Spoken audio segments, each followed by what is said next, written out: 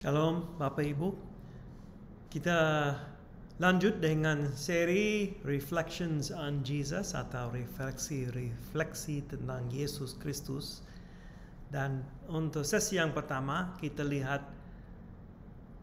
daftar nenek moyang Yesus dan apa artinya, apa yang dinyatakan atau diajarkan dalam daftar nenek moyang itu dalam Matius pasal 1 ayat 1 sampai 17. Untuk sesi ini saya mau membaca dari Matius pasal 1 ayat 18 sampai 25 apa yang bisa dipelajari tentang Yesus dari inkarnasi atau kelahirannya. Jadi saya mau membaca Matius pasal 1 ayat 18 sampai 25. Kelahiran Yesus Kristus adalah seperti berikut. Pada waktu Maria ibunya bertunangan dengan Yusuf, sebelum mereka hidup sebagai suami istri, ia didapati mengandung dari Roh Kudus. Karena Yusuf suaminya seorang yang benar dan tidak mau mencemarkan nama istrinya di depan umum, ia bermaksud menceraikannya dengan diam-diam. Karena pada waktu itu dalam proses pertunangan itu seperti menikah belum dan tanpa hubungan seksual. Jadi ini serius, ini covenant atau perjanjian yang serius. Dan dalam itu pada waktu Yusuf diberitahu bahwa Maria sudah mengandung bayi dan dia tahu itu bukan dari dia mau menceraikannya diam-diam karena dia tidak mau mempermalukan Maria pada umum. Namun ketika ia mempertimbangkan maksud itu, malaikat Tuhan tampak kepadanya dalam mimpi dan berkata, "Yusuf anak Daud," kita sudah lihat ada daftar nenek moyang dari Daud, "anak Daud, janganlah engkau takut mengambil Maria sebagai istrimu sebab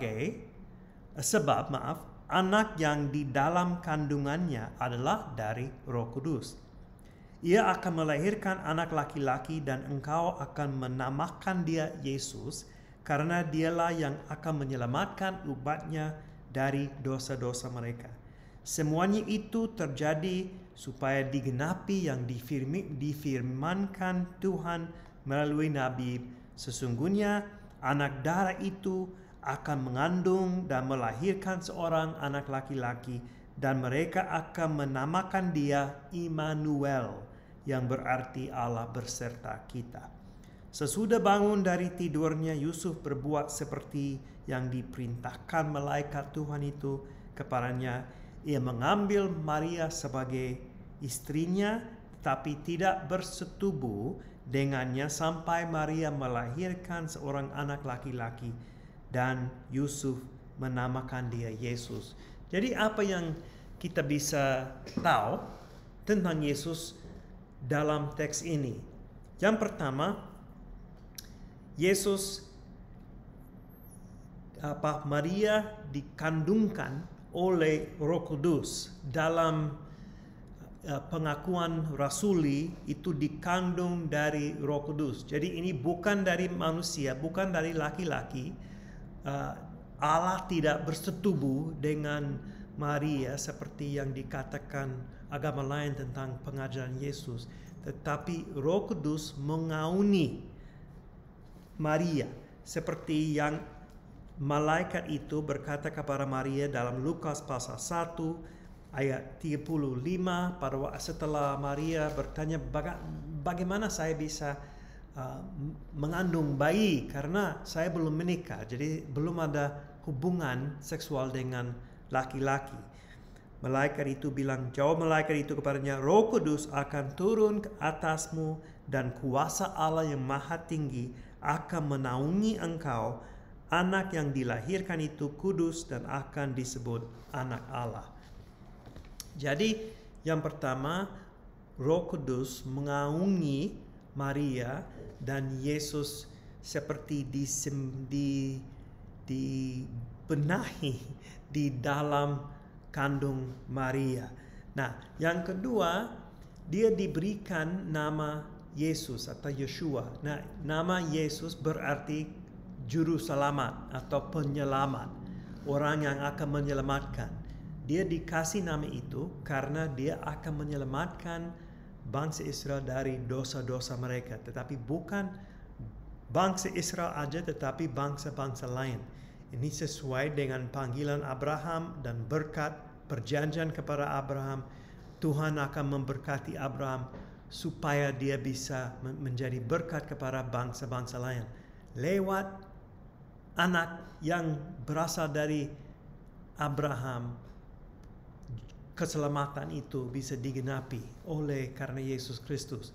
Jadi Matius mau memperlihatkan bahwa dari daftar nenek moyang sampai ke kelahiran ini menggenapi firman Tuhan. Jadi ini salah satu karakter atau sifat yang penting dalam Injil Matius. Matius mau memperlihatkan atau membuktikan bahwa Yesus menggenapi banyak yang dinubuat tentang anak manusia yang akan datang atau anak Allah atau Mesias, anak Daud yang akan datang. Yesus menggenapi semuanya dalam kedatangan yang pertama dan akhirnya kedatangan yang kedua kalinya. Dan yang ketiga ini sangat penting, dia akan disebutkan Immanuel atau Allah menyertai atau Allah berserta kita, Allah menyertai kita. Nah, kita bisa lihat konsep ini berjalan di dalam firman Tuhan. Allah bersama-sama dengan Adam dan Hawa di dalam Taman Eden. Allah memperlihatkan diri, menyatakan diri kepada Abraham. Dia bisa berdiri dekat Abraham dan berbicara kepada Abraham. Allah menyatakan diri kepada Musa dalam semak duri yang bernyala. Allah ada bersama-sama. Dia hadir, dia menyertai umat Israel di dalam kemah suci dan nanti di dalam bait suci. Jadi hadirat Allah selalu bersama-sama dengan Israel.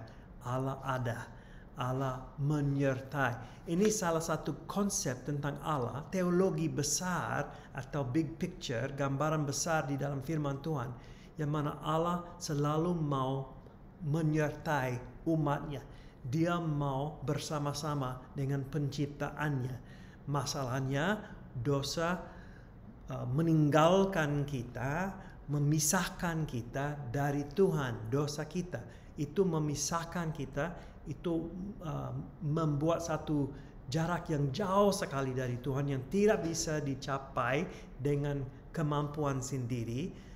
Jadi Allah harus berinisiatif, dia harus berbuat sesuatu untuk kembali kepada hubungan itu. Allah menyertai umatnya. Nah, bagaimana dia buat itu dengan anaknya, anak Allah. Jadi Yesus disebut Immanuel, Allah berserta kita, Allah menyertai kita. Jadi ini sangat-sangat penting dalam teologi Alkitabiah, Perjanjian Lama dan Perjanjian Baru. Karena Yesus adalah Immanuel, dia adalah firman Allah yang menjadi daging, yang menjadi manusia, supaya Tuhan bisa berkemah lagi, bisa menyertai lagi dengan penciptaan, supaya jarak itu yang jauh sekali bisa menjadi jarak yang tidak ada jarak lagi, karena kita bisa disatukan di dalam Yesus dengan Tuhan, dengan Allah. Itu kenapa Yesus mengatakan, aku satu-satunya jalan dan kebenaran dan kehidupan. Tidak ada jalan lain yang bisa pergi, bisa sampai ke Bapa di surga. Karena hanya Yesus bisa menghapuskan jarak itu antara manusia dan Allah. Jadi ini penting sekali. Nah, jadi kita lihat bahwa Yesus adalah Immanuel, Allah menyertai kita, Allah berserta kita. Dan itu akan menjadi lebih penting dalam Injil Matius. Tema itu bahwa Yesus menggenapi semua yang dinubuat tentang dia di Perjanjian Lama. Jadi ini hanya sedikit aja tentang siapakah Yesus atau refleksi tentang Yesus dari Matius pasal 1 ayat 18 sampai 25. Dia juru selamat, penyelamat, dia Immanuel, dan Roh Kudus mengandung anak ini dalam kandung Maria, dan itu bukan dari tidak dikandung dari daging atau dari manusia atau kehendak manusia, tetapi oleh karena dari Tuhan. Ya, Tuhan memberkati.